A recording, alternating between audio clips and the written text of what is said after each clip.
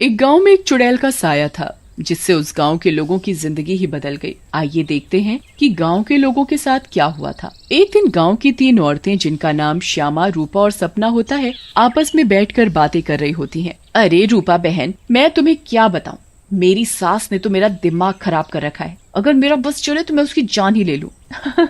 अरे क्या हुआ श्यामा बहन, इतना गुस्से में क्यों हो? शांति मौसी ने क्या कर दिया? हाँ तुम घर में अकेली हो ना, इसीलिए इतने मजे से रहती हो। हमसे पूछो जिनकी सास है, एक तो खाती हैं इतना, रोटी बना बना कर मेरे तो हाथ ही थक जाते हैं, ऊपर से हर काम में कमियां निकालती हैं। सही कह रही हो श्यामा बहन, मेरी कहानी भी कुछ कुछ तुम्हारी तरह ही है। मैं तो जरा सा अपने मर्द के साथ बैठ क्या जाऊं, पता नहीं कहां से बुढ़िया को खबर मिल जाती है, वहीं आकर सर पर खड़ी हो जाती है।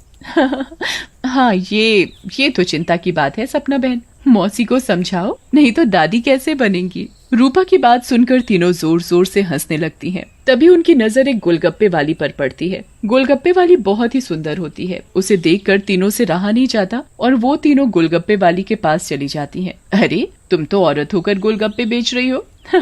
ये तो पहली बार देखा है। अरे तो बहन, इसमें बुराई क्या है, कौनो गलत काम थोड़ी ना कर रहे हैं, मेहनत कर रहे हैं। वैसे आप लोग खाओगे गोलगप्पे? बातें तो बहुत अच्छी बनाती हो, चलो देखते हैं गोलगप्पे कैसे हैं। उसके बाद श्यामा और सपना दोनों गोलगप्पे खाने लगती हैं और रूपा वहीं खड़ी हो जाती है। रूपा को ऐसे खड़े देख गोलगप्पे वाली बोलती है, अरे बहन, आप नहीं खा रही गोलगप्पे? क्या हुआ, कहीं आपको अपने फिगर खराब होने का डर लग रहा है क्या? अरे नहीं नहीं, ऐसी बात नहीं है, मैं बस बाहर का सामान कम खाती हूँ और कोई बात नहीं, इन दोनों को खाने दो। श्यामा और सपना गोलगप्पा खाने के बाद बोलती हैं, अरे वाह गोलगप्पे वाली, क्या गोलगप्पे हैं, मुंह से तो स्वाद ही नहीं जा रहा, मजा आ गया। ऐसे गोलगप्पे मैंने जिंदगी में कभी नहीं खाए, तुम तो रोज आया करो, मैं तो रोज ही खाऊंगी। हाँ हाँ हाँ बहन जी, ये भी कहने की बात है, अब तो मैं रोज ही आया करूंगी, नया नया काम जो खोला है। उसके बाद वो गोलगप्पे वाली वहां से चली जाती है और वो तीनों औरतें भी अपने अपने घर चली जाती हैं। अगली सुबह रूपा पानी भरने के लिए कुएं पर जाती है। वहाँ औरतें आपस में बातें कर रही होती हैं। अरे रूपा बहन, पता है तुम्हें श्यामा और सपना कहाँ है? कहाँ है मतलब? अरे अपने घर पर होंगी और कहाँ? आहा, अरे नहीं रूपा बहन, वो दोनों अपने घरों से गायब हैं। कोई कह रहा था कि उनका चक्कर चल रहा था मर्दों के साथ और उन्हीं के साथ घर छोड़कर भाग गई हैं। बेचारे उन दोनों के पति। रूपा को ये बात सुनकर बहुत गुस्सा आता है और वो बोलती है, तुम्हें शर्म आनी चाहिए, औरत होकर औरतों के बारे में ऐसी बातें करते हो। ऐसा कहकर रूपा वहाँ से चली जाती है। शाम को वही गोलगप्पे वाली गांव में फिर से आती है। चीनू और टीनू नाम के 2 मंचुले उसे देखकर बोलते हैं, अबे टीनू, वो देख क्या लड़की है, एकदम एक नंबर, ये तो तेरी भाभी बनने लायक है बीड़ू। सही कह रहा है चीनू, लेकिन इसमें थोड़ा गलती होने का, ये अपन की नहीं, तेरी भाभी बनने लायक है, समझा क्या? फिर वो दोनों गोलगप्पे वाली के पास जाते हैं और बोलते हैं, ए गोलगप्पे वाली, क्या गोलगप्पे खिलाएगी हम दोनों को? आप दोनों भी कैसी बातें करते हैं, ये गोलगप्पे क्या मैंने पानी भरकर होली में मारने के लिए रखे हैं? आप बहुत मजाक किया हो मेरी तरह। वैसे क्या नाम है आपका? नाम में क्या रखा है साहब, आप गोलगप्पे खाइए ना, अगली बार आऊंगी तो नाम भी पता चल जाएगा। फिर चीनू और टीनू गोलगप्पे खाने लगते हैं। वाह, क्या गोलगप्पे हैं, इतने टेस्टी, लगता है तुम्हारे हाथ चूम लूं। मजा आ गया, मजा। फिर टीनू और चीनू गोलगप्पे वाली के सारे गोलगप्पे खा जाते हैं। अरे आप दोनों तो बहुत सारे गोलगप्पे खा गए, कहीं आपका पेट ना खराब हो जाए। कुछ नहीं होगा हम दोनों को, हम दोनों का बॉडी एकदम स्टील के माफिक है। वैसे कल आएंगी आप यहाँ?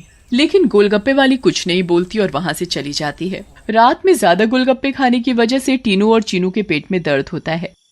हाय रे, मर गया।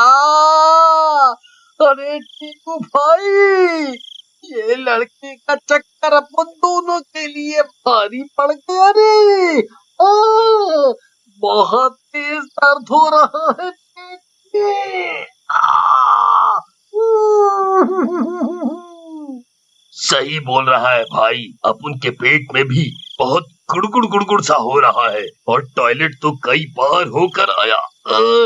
मर गया रे, फिर से आ गई। टीनू और चीनू दर्द के मारे पेट पकड़कर बैठे होते हैं। तभी वो गोलगप्पे वाली उनके पास आ जाती है और बोलती है, क्या हुआ मेरे आशिकों, ऐसे क्यों बैठे हो, पेट में दर्द हो रहा है क्या? तुम्हें पता था क्या मिलाया है तुमने इसमें, बताओ। लेकिन तभी गोलगप्पे वाली चुड़ैल के रूप में आ जाती है।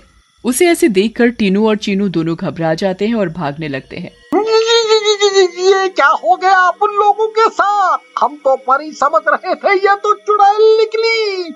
अब हम क्या करेंगे? भागो रे भागो, अपनी जान बचाकर भागो। अब हम क्या करेंगे? करेगी तो ये चुड़ैल, अगर हम यहाँ से नहीं भाग पाए, इसलिए भागो यहाँ से। लेकिन चुड़ैल उन दोनों को पकड़ लेती है और मार डालती है और वहाँ से चली जाती है। इसके बाद तो मानो ये रोज की बात हो जाती है। रोज वो चुड़ैल गोलगप्पे वाली बनकर आती और गोलगप्पे खिलाकर रात में लोगों को मार डालती। इन सब से गांव वाले बहुत परेशान हो जाते हैं और एक दिन पंचायत बिठाते हैं। पंचायत में रूपा भी जाती है। अरे भाइयों, गांव संकट में है, हम सबको मिलकर इस समस्या का समाधान निकालना पड़ेगा, नहीं तो एक एक करके पूरा गांव ही खाली हो जाएगा। तभी रूपा का पति दीनू बोलता है, लेकिन सरपंच जी, हमें तो कुछ पता नहीं है कि ये सब कौन कर रहा है, या लोग अपने आप घर छोड़कर जा रहे हैं।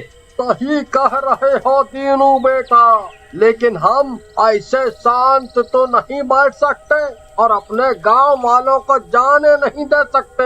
हमें कुछ तो करना ही होगा। हाँ। फिर पंचायत में कोई भी फैसला न निकलने पर सभी गांव वाले अपने अपने घर चले जाते हैं। उसी दिन दोपहर में चुड़ैल फिर से गोलगप्पे वाली का भेष बदल कर गाँव में आती है। रूपा उसके पास जाती है और बोलती है, अरे गोलगप्पे वाली, जरा गोलगप्पे खिला दे, सुबह से मन खराब हो रहा है, शायद चटपटा खाने से ठीक हो जाए। लेकिन तभी उसकी नजर गोलगप्पे वाली के पैरों पर पड़ती है। गोलगप्पे वाली के पैर उल्टे होते हैं। रूपा ये देखकर समझ जाती है कि हो न हो ये इसी का किया धरा है। रूपा सब समझने के बावजूद गोलगप्पे खाने लगती है और खाकर वहाँ से चली जाती है और दीनू के घर में जाकर सारी बात बताती है, जिसे सुनकर दीनू बोलता है, तुम पागल हो गई हो क्या रूपा? अगर उस गोलगप्पे वाली पर तुम्हें शक था तो तुमने गोलगप्पे क्यों खाए और अपनी जान जोखिम में क्यों डाली? मैंने अपनी जान जोखिम में नहीं डाली, तुमने एक बात पर ध्यान नहीं दिया। गांव में जितनी भी लाशें मिली हैं वो सिर्फ आदमियों की हैं, एक भी औरत की नहीं है। इसका मतलब ये है कि ये चुड़ैल अभी सिर्फ आदमियों को मार रही है। लेकिन रूपा, फिर भी औरतें तो गायब हो रही हैं और वो चुड़ैल निकली तो तुम उसका मुकाबला कैसे करोगी?